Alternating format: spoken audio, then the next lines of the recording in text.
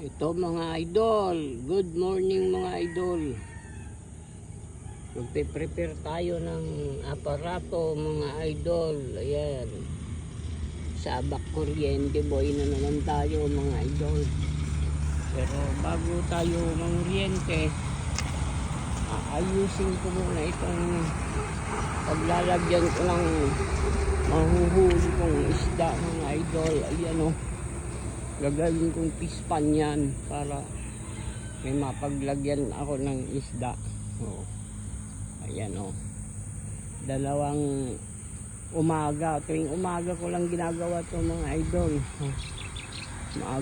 Maaga pag mainit na, hinto na ako. Ito ang lagay naman ng panahon ngayon mga idol, tahimik naman ang kapaligiran dito. Wala pa naman si Bagyong Uwan. Kaya ito, maghukay muna ako mga idol. Okay, maraming salamat mga idol. Dito ko ilalagay yung mahuhuli kong isda. Okay, bye bye.